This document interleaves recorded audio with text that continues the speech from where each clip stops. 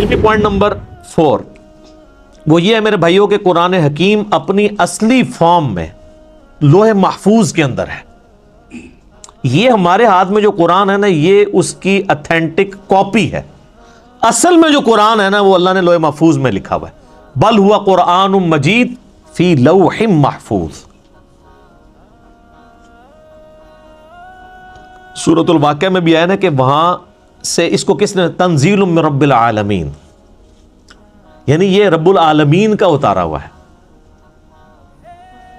لا یمسہ الا المطہرون، یعنی جو قرآن حکیم ہے نا اس کو وہاں پر پاکیزہ فرشتے ہی چھوتے ہیں، کوئی وہاں پہ پہنچ نہیں سکتا. اللہ نے اسے اتارا ہے، یہ جنات کے اثر سے نہیں ہے، شیاطین کے اثر سے نہیں ہے. کیونکہ کافروں کا اعتراض تھا نا کہ جی نبی الاسلام، اور بعض میں مخلص بھی تھے کہ یار اچانک زندگی کے 40ویں سال میں آپ غار میں جا کے غار حرا میں بیٹھے ہیں، ہو سکتا ہے کسی آسیب کا سایہ ہو گیا ہو تو اس کی وجہ سے آپ یہ کلام کر رہے ہیں. تو وہ تو پھر آپ کو پتہ ہے آسیب کے سایہ والوں کی حالت یہ تو نہیں ہوتی، ان کی تو حالت ہی کچھ اور ہوتی ہے. اور صحیح مسلم میں بڑی مشہور حدیث ہے نا، ایک بندہ ہے جو جھاڑ پھونک کیا کرتا تھا آسیب کے سائے کے لیے، جادو ٹونا کا علاج. اس کا نام تھا ضماد، عربی میں ضاد میم الف اور دال، اردو میں زماد. کئی مسلمان رکھتے بھی ہیں نام وہ، لیکن وہ جن کے نام زماد ہے نا ان کو پوچھے نا کہ نام آیا کہاں سے ہے، ان بیچاروں کو مسلم شریف کی حدیث نہیں پتا ہوگی کہ زماد ہے کون تھا.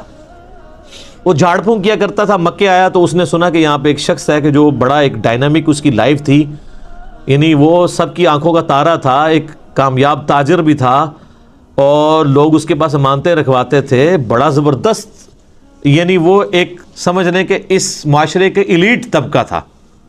تو اچانک اس کو کچھ ہو گیا اور لوگ پریشان ہیں. ظاہر ہے جس نے 40 سال تک کوئی بات ہی نہ کی ہو اس ٹاپک پہ، اور اب وہ کہے کہ میں اللہ کا پیغمبر ہوں، مجھ پہ یہ کلام نازل ہوا، تو لوگ تو پریشان ہو جائیں گے.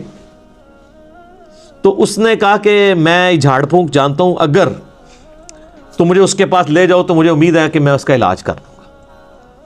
اس کو کیا پتا تھا کہ علاج اس کا نہیں، اس کا اپنا ہو جائے گا. تو لوگ اسے لے گئے نبی الاسلام کے پاس.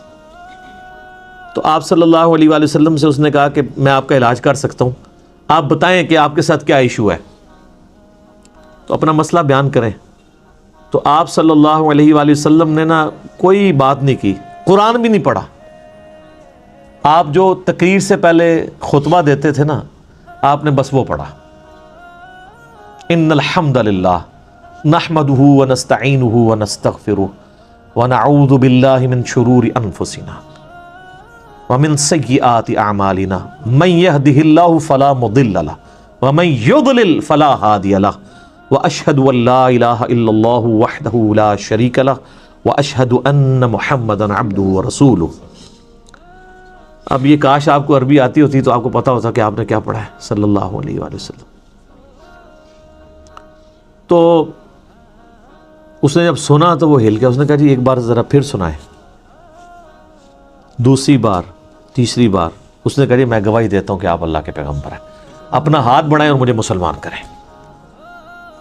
تو حالانکہ جو بندہ ایکسپرٹ تھا جادوگری کا، اس نے بھی کلام سن کے، قرآن نہیں صرف آپ علیہ السلام کا عام کلام سن کے، اس نے کہا نہیں، جنات جن لوگوں کے اوپر اثر ہوتا ہے ان کا اس طرح کا کریکٹر نہیں ہوتا، وہ اس طرح کی باتیں نہیں کرتے، ان کی باتیں تو آل فال ہوتی ہیں، اتنی پریسائز باتیں نہیں ہوتی ہیں. پھر نبی علیہ السلام کی مبارک ذات کا ایک روب بھی تھا. جو بندہ جادو کا ان ساری چیزوں کا ایکسپرٹ تھا اس نے ڈکلیئر کر دیا کہ جادوگر نہیں ہے. اور جو جہلات ہے جن کو جادو کا، آسیب کا الف بے بھی نہیں پتا تھا، وہ لوگ نبی علیہ السلام کو اس کے بعد بھی جادوگر کہتے رہے، نعوذ باللہ. ان کی قسمت میں ہدایت نہیں تھی نا.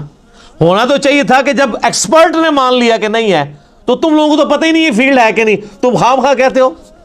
جیسے معذرت کے ساتھ آج کی دنیا میں آپ کو مثال دوں، میرے بارے میں علماء کہتے ہیں جاہل ہے، اس کو تو عربی بھی نہیں آتی، اس کو تو پڑھنا ہی کچھ نہیں آتا، وہ قرآن دیکھ کے بھی غلط پڑھتا ہے، وہ پڑھ ہی نہیں سکتا. ٹھیک ہے آپ کہتے رہے، تو جو سن رہے ہیں ان کو نہیں پتا کیا ہو رہا ہے. تو ہم ان باتوں کا بھی جواب نہیں دیتے. ہم کہتے ہیں ٹھیک ہے یار، آپ نے ہمیں جج کرنا ہے، ہماری ویڈیوز آپ کے سامنے ہیں، آپ ان کو دیکھیں اور جج کریں، آپ کو پتہ چل جائے گا سچائی کیا ہے، جھوٹ کیا ہے، غلط کیا ہے، آپ کو سب کچھ پتہ چل جائے گا. تو یہ میرے بھائیوں، یعنی یہ جو آواز حق کے لیے بلند ہوتی ہے نا، اس کے ساتھ ہمیشہ اس طریقے سے یعنی لوگ مسچیف کرنے کی کوشش کرتے ہیں، لوگ یعنی غلط طریقے سے حق کی آواز کو دبانے کی کوشش کرتے ہیں، لیکن اللہ تعالیٰ نے جو آواز اٹھانی ہوتی ہے وہ اللہ تعالیٰ اٹھا دیتا ہے، ٹھیک ہے۔ یعنی اب یہ بھی پوائنٹ ایک اتنا بڑا پوائنٹ ہے کہ یعنی اس کے اوپر ڈسکشن ہو سکتی ہے کہ قرآن حکیم اللہ تعالیٰ نے لوح محفوظ میں رکھا ہوا ہے اور اپنے اصلی حالت میں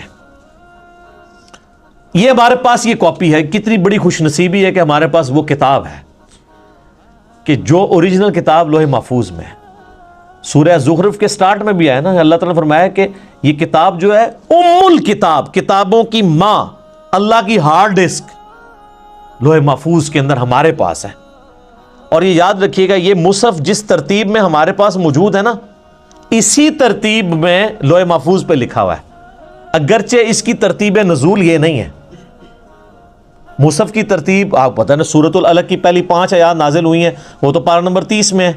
سورہ بقرہ جو ہے وہ اس وقت نازل ہوئی ہے جب 2/3 قرآن نازل ہو چکا ہوا تھا، مکی قرآن وہ شروع میں ہے۔ لیکن اللہ کے پاس لوح محفوظ میں اسی ترتیب میں ہے، وہ اللہ تعالیٰ نے اس کتاب کو سرکمسٹانسز کے اوپر نازل کیا ہے، اور یہ اس قرآن کی سب سے بڑی خوبی ہے جو کسی اور الہامی کتاب میں نہیں ہے، کہ جو سرکمسٹانسز کے اوپر نازل ہوئی ہے اور مسلسل 23 سال تک۔